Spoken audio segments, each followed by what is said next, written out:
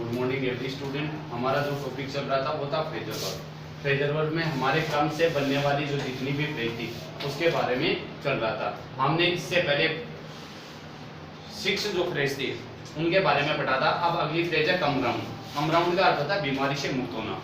यदि कोई बीमारी है उससे मुक्त है। सी फेंटेड, फेंटेड का मतलब होता है बेहोश होना। फेंट का मतलब होता है बेहोश होना, अचेत होना, होश में न रहना। But she was coming round, लेकिन वो जल्दी क्या हो गई थी, सही हो गई। अर्थात ये फेंटेड की जो बीमारी थी उससे क्या हो गई थी, मुक्त हो गई थी। कम एट, कम एट का मतलब होता है पहुंचना या आक्रमण करना, पहुंचना या आक्रमण करना। Anil at last, Anil at last, at last का मतलब होता है अंततः।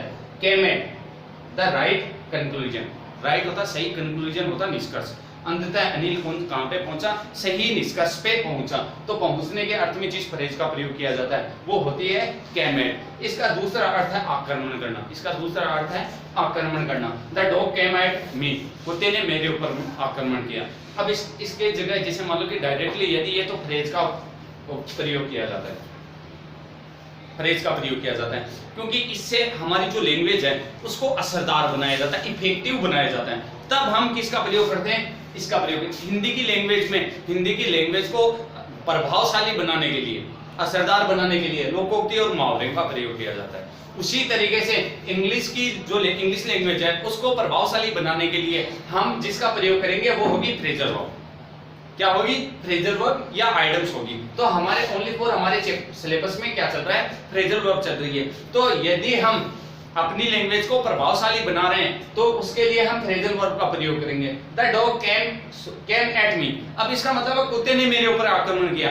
अब इसकी जगह केम एट की जगह क्या आ सकता है, देखो यदि हम डायरेक्टली लैंग्वेज में लिखना चाहिए, क्या करना चाहिए, फ्रेजल वर्ब का प्रयोग नहीं करेंगे तो ये वर्ब होती है अटैक। और इसमें वर्ब की सेकंड फॉर्म बनानी है तो अटैक कर दो। यहाँ पे ये सेंटेंस इस प्रकार से भी हो सकता है, द डॉग अटैक्ड मी, ये एग्जांपल भी हो सकता है। लेकिन अपनी लैंग्वेज को क्या प्रभावशाली या असरदार बनाने के लिए किसका प्रयोग किया जाता है, आइडम्स और फ्रेज का प्रयोग किया जाता है। उसी प्रकार से हम जैसे मतलब हिंदी में बोलते हैं, हिंदी में बोलते हैं, मैं एक वाक्य बोल रहा हूं हिंदी का, उस माध्यम से हम समझेंगे कि वो जैसे रमेश मुझे अत्यंत प्रिय है, रमेश मुझे अत्यंत प्रिय है, एक ये बोला।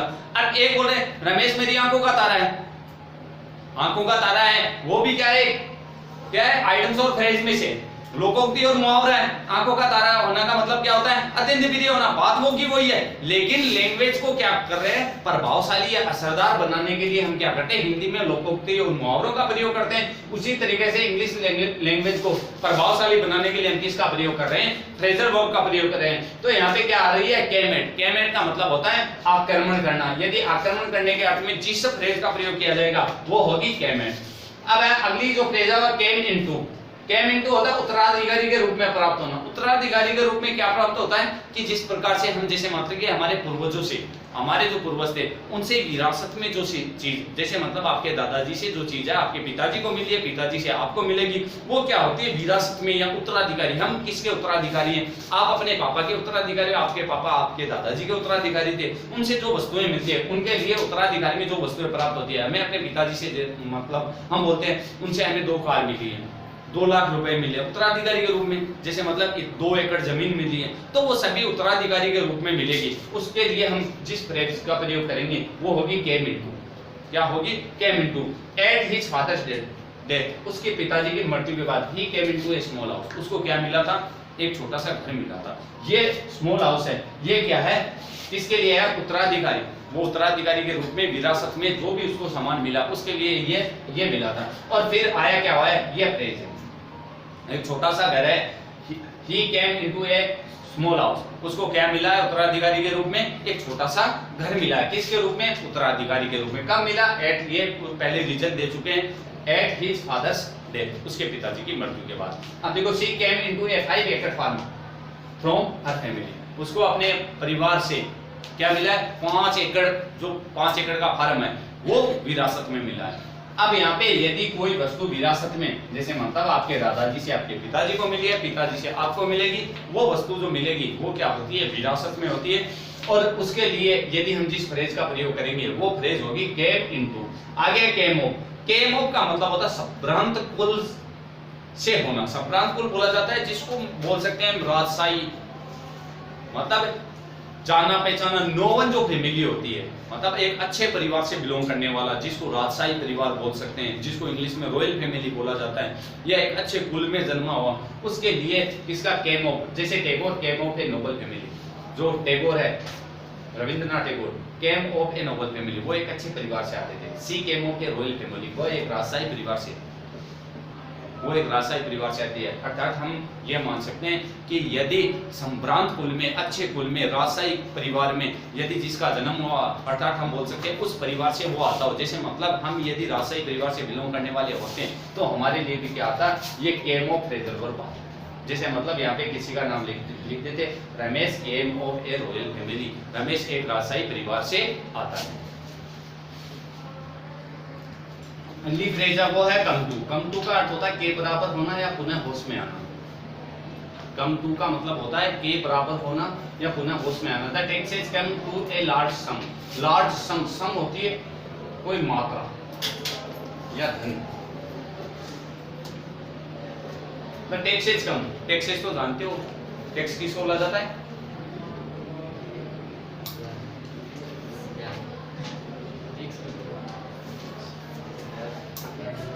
टैक्स बोला जाता है कर को, कर।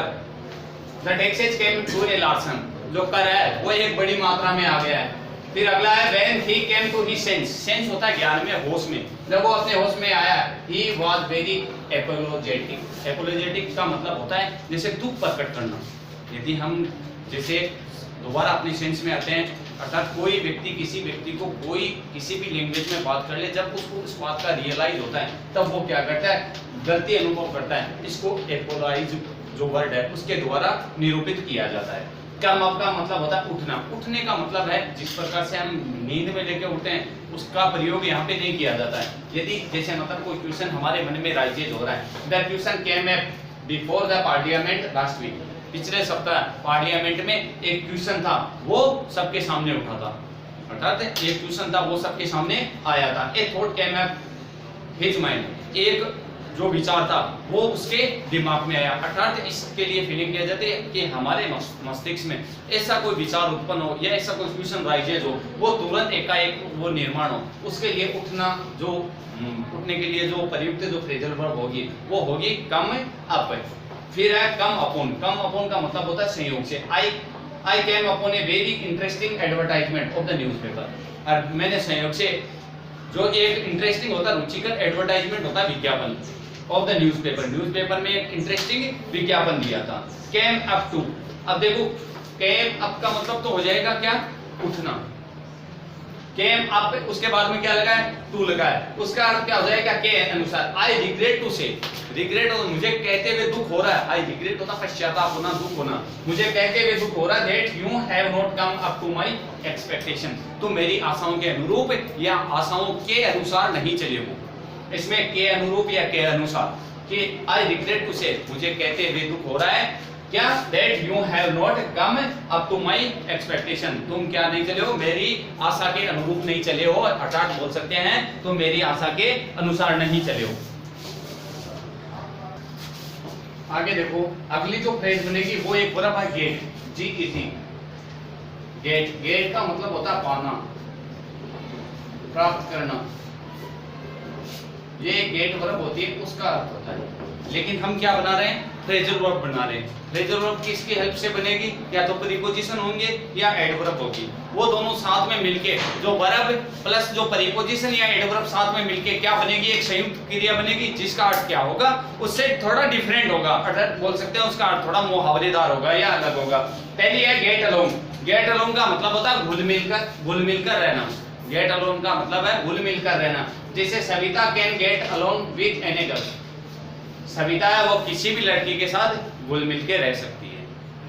ही gets alone with his neighbours, वो अपने पड़ोसियों के साथ घुल मिलकर रहता है। अब देखो यदि घुल मिलकर रहते हैं, जैसे मतलब किसी के लिए भी हम यहाँ पे प्रयोग कर सकते हैं। जैसे मतलब अजय गेट्स अलोन विथ, अब जैसे एनिमल्स है, वो एनिमल्स से, बर्ड्स से या नेचर से सभी के साथ में जैसे मतलब वो घुल मिल के रहता है। तो यदि कोई व्यक्ति किसी के साथ में घुल मिल के रह रहा है तो इसके लिए जो फ्रेज का प्रयोग किया जाएगा वो होगी गेट अलोन। ये बात मैं पहले भी बता चुका हूँ कि गेट की जरूरी नहीं है हमारे फर्स्ट फॉर्म आए, इसकी सेकंड फॉर्म भी आ सकती है और फर्स्ट फॉर्म प्लस आईएनजी भी आ सकती है।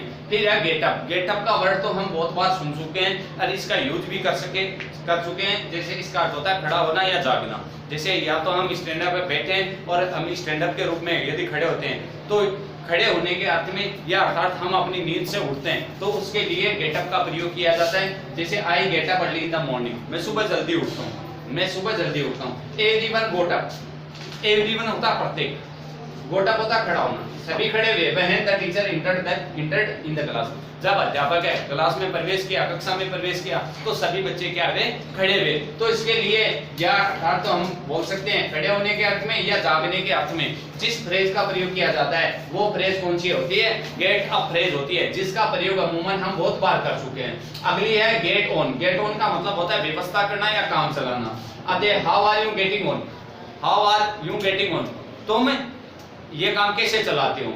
फिर अगला है he gets on the food for his family, वो अपने परिवार के लिए भोजन की व्यवस्था करता है। फिर अगला है गेट अवे। गेट अवे का मतलब होता है निकलकर भाग जाना, निकलकर भाग जाना। The thief got away from the jail, the thief got away from the jail, चोर है वो जेल से निकल के भाग गया। अब इसके लिए यदि हम प्रयोग करना चाहें तो इसके अलावा भी बहुत ज्यादा सेंटेंस हैं। जैसे the animals got away from the farm, जो जानवर है वो फार्म से निकल के भाग गए। और यदि हम किसी स्टूडेंट के लिए करना चाहे यदि क्लास ली तो हम यहाँ पे कर सकते हैं। जैसे मतलब किसी का नाम आ जाएगा, जैसे अनिल आ जाएगा, सुनील आ जाएगा, मुकेश आ जाएगा, किसी का भी एक नाम लिख सकते हैं। उसके बाद में लिखेंगे गोट अवे फ्रॉम द क्लासरूम या स्कूल, वो स्कूल से भाग गया है, अर्थात इसका अर्थ होता है निकलकर भाग जाना। लेकिन सबसे ज्यादा अमूमन जिसका प्रयोग किया जाता है वो इसमें ज्यादातर आने वाला एग्जाम्पल लगभग यही होता है। अगली जो फ्रेज है वो है गेट बाई। गेट बाई का मतलब होता है प्रयास पूर्वक प्राप्त करना। यदि कोई वस्तु ऐसे ही हमें अनायास लक के माध्यम से, भाग्य फॉर्चून के माध्यम से प्राप्त होती है। एक होती है हम यदि किसी कार्य के लिए परिश्रम कर रहे हैं उसके माध्यम से यदि वो कार्य प्राप्त हो रहा है या वो सफलता प्राप्त हो रही है, उसके लिए गेट बाई जो फ्रेज होती है उसका प्रयोग किया जाता है। Work hard to get by this job, इस पोस्ट को प्राप्त, इस जॉब को प्राप्त करने के लिए कठिन परिश्रम करो। ही गोट बाई दिस पोस्ट, उसने यह पोस्ट प्राप्त की विथ डिटर्मिनेशन, एक दृढ़ निश्चय के साथ। Get through. अगली जो फ्रेज है वो है गेट थ्रो। गेट थ्रो होता है पास होने में सफल होना। यदि कोई किसी कार्य कर रहे हैं उसको पार पाने में हम सफल हो जाते हैं, उसके लिए he worked hard to get through the exam. He worked hard, उसने कठिन परिश्रम किया, उसने कठिन परिश्रम किया to get through the exam, इसे एग्जाम को पास करने के लिए, इस एग्जाम को पार पाने के लिए या इस एग्जाम में सफलता प्राप्त करने के लिए उसने क्या किया था, कठिन परिश्रम किया था। अर्थात हम बोल सकते हैं गेट थ्रो प्रीपोजिशन का गेट थ्रो फ्रेजल वर्ब का प्रयोग तब किया जाता है जब यदि हम कोई कार्य कर रहे हैं उसमें सफलता प्राप्त करना चाहते हैं, उसके लिए यदि जिस फ्रेज का प्रयोग किया जाएगा वो होगी गेट थ्रो। एग्जाम्पल है he worked hard to get through the exam, कि उसने इसे एग्जाम को पास करने के लिए कठिन परिश्रम किया। He ran faster to get through the army physical test, और उसने तेज दौड़ लगाई किसके लिए, आर्मी फिजिकल टेस्ट है उसको पास करने के लिए। फिर अगली जो फ्रेज है वो है गेट ओवर। गेट ओवर का मतलब होता है स्वस्थ हो जाना या कठिनाई पर पार पाना। ये गेट ओवर जो फ्रेज है जिसका अर्थ होगा स्वस्थ हो जाना या कठिनाई पर पार पाना।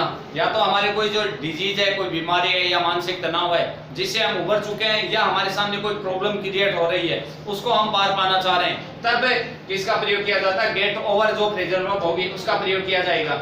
ये देखो she took 2 weeks, she took take की सेकंड फॉर्म है, उसने 2 सप्ताह लिए to get over the shock. Shock होता आघात, इस आघात से उभरने के लिए उसने कितने समय का वक्त, कितना टाइम लिया, 2 सप्ताह लिया। किससे, इससे स्वस्थ होने के लिए, इससे उभरने के लिए, इसको पार पाने के लिए। फिर कठिनाई पर पार पाना, he will get over this problem, वो he will get over this problem, वो इस समस्या के ऊपर या इस कठिनाई के ऊपर क्या कर लेगा, पार पा लेगा या अर्थात इससे वो उभर जाएगा। फिर है gate on with. Gate on with का मतलब होता है मित्रता पूर्वक रहना। यदि हम इसमें मित्रता पूर्वक नेगेटिव और अफर्मेटिव दोनों सेंटेंस में प्रयोग किया जाता है। आई सी फाउंड, उसने पाया कि इट इम्पॉसिबल असंभव है to get on with her mother in law. Mother in law क्या होती है, सास। ये अपनी सास के साथ है, मित्रता पूर्वक रहना क्या है, इम्पॉसिबल है, असंभव है।